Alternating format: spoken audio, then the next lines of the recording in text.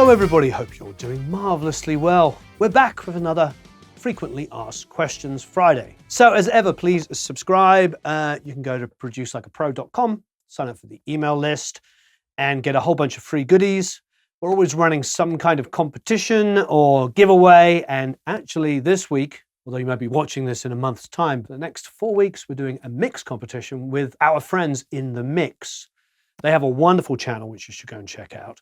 And we're taking one of their songs. They have a band called Mia Vono, and they have a song called Right Here, and you can mix that track. There'll be links flying around somewhere where you can go and download those tracks to mix.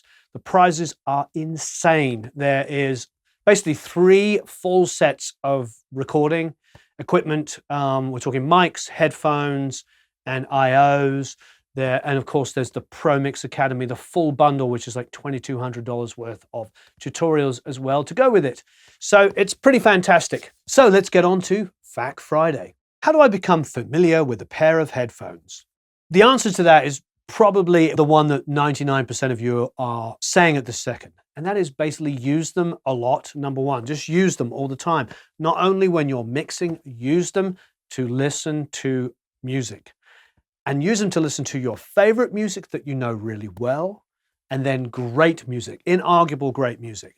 Now, we've had many discussions with producers, engineers, mixers, musicians, and asked them what are their favorite mixes, what are their favorite pieces of music that inspire them. And quite a few that come up all the time are number one, Woman in Chains by Tears for Fears, which is a Bob Clearmountain mix, which is a masterpiece. So if you don't already have that added to your arsenal, add that one to your arsenal. It's got great stereo separation, incredible width, amazing depth. Even after all these years, 20 plus years, it still sounds absolutely incredible. Other than that, Hey Soul Sister is one of my favorite vocal sounds. It's one that I've seen 4 or 5 really famous mixers use as their reference point. So that's Hey Soul Sister by Train, and Mark Ender mixed that. So, and then there's all kinds of genres. If your genre is death metal, country, punk, hip hop, find the best of the best, something that sounds really amazing to you, something that you know and love, and reference it through those headphones. You need to understand what good music sounds like through your headphones. So when you're mixing using those headphones, you have a point of reference. Just mixing on a brand new pair of headphones is not going to help you. Not initially, because you have no point of reference. You might sit there going, wow, the bass sounds amazing. And then you play it in a car stereo or through somebody else's speakers, and it's either tiny or massive. It's those headphones influencing the way things sound. However, if you listen to something you're familiar with for long periods of time, in between mixing, you'll know how the bass is supposed to sound, for instance. So get familiar by listening to lots of different things, particularly music that you know and love. And music that you know is considered by many people to be amazingly well mixed. What monitors are those next to the Genelecs? Those are the Unity Super Rocks. They're really wonderful monitors. We've had them up there now for about 1.5 years, maybe even coming on 2 years.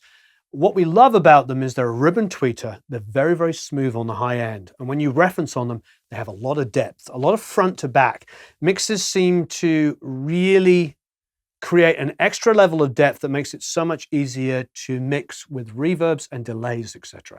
So I can place things better in a room, in a soundscape, if you like. So if I've got a snare smothered in reverb, it pushes back. Got guitars with a little bit of reverb, they're about here, and guitars or vocals with no reverb come straight to the front. I get a lot more depth on them. However, I use my Genelecs every day because I know them back to front, and I know how good music sounds on them and how things should sound. So despite having really nice, expensive monitors or having cheap ones, the thing that's going to help you out most is knowing your monitors really, really well. Just like we talked about with headphones, you need to know the monitors, know the headphones, know your room, know how things sound in your room. You're going to eventually, with acoustic treatment or just a lot of luck, the reality is you're going to know your room. You need to know if there's a bass issue in there, how to combat it, whether it be through acoustic treatment or understanding how to mix with that in. There's lots of different ways around it. There's lots of incredible software that also sorts that out as well, which we will be talking about very soon. This may be a dumb question, but how does monitor calibration play into monitoring levels during mixing? I think the most important answer is maybe not exactly what you're asking. What do I mean by that? Everybody maintains that 85 dB or thereabouts is where you get an even sonic landscape. What do I mean by that? Basically, everything sounds the way it should do. When you turn your monitors up, it might be because you're trying to compensate for excitement. You want more high mids. It might be that you want to hear more low end. So you keep cranking it until it does all of those things. However, that is not going to be good for you, A, because you're going to get ear fatigue, and B, most importantly, or just as importantly, I should say, nothing is more important than protecting your ears, of course, but just as importantly is it will tell you all kinds of lies. If I listen really, really quietly, I find that I'm not hearing any low end at all. That's why the old hi-fis like I have with my Marantz over there had a loudness control. What that was, you push it in and it had a bass boost. So when I was listening quietly, I could hear more low end. It was very typical on old home hi-fis. Now, you've got to bear that in mind. If you're mixing super quiet, you're not going to hear the thump of an 808. If you're mixing super, super loud, you're probably going to burn your ears out on the high mids and you're going to turn those down. You need to be listening at a level that sounds even in all of those frequencies. And that's around about 85 dB. So when you're talking about calibration, yes, if you cranked your monitors up, you probably would have to recalibrate them for the room because there's other things that factors at work. Not only your ears hearing things differently, but your room might react quite differently at really, really high levels. You've got to think about the fact that if you're listening at a normal level between some speakers at a relative level, you're not going to get as many reflections. If you crank that up, you could have all kinds of craziness going on. There are lots of reasons not to monitor really, really loud. Number one, of course, being ear fatigue and ear protection. Regarding phase, can reverb or delay become an issue? Can we experience low-end loss with those effects? I think phase is huge. We talk about this all the time. All professional mixers, all of the best mixers in the world do a lot of high passing. And we know that there's a lot of bad information about high passing out there, but high passing is your friend. And I think I may have talked about this in another video, but I'll mention it again. High and low passing reverbs and delays is very, very common. It's been around quite famously for a long time, but most famously in the Beatles recordings, where they would apply what has now become known as the Abbey Road EQ to reverbs and delays. What they're doing is they're getting rid of that low-end rumble that might happen in a reverb or that over-the-top high-end kind of sizzle. You don't need it unless you're going for a specific effect where you want that reverb to have super hyped high end or a massive low end exploding kick, maybe at the end of a song. Unless you're going for that, you don't want it. You don't want your kick to have a huge reverb trail because every kick, if it's going with this massive low end, you will get horrible phase and horrible masking issues.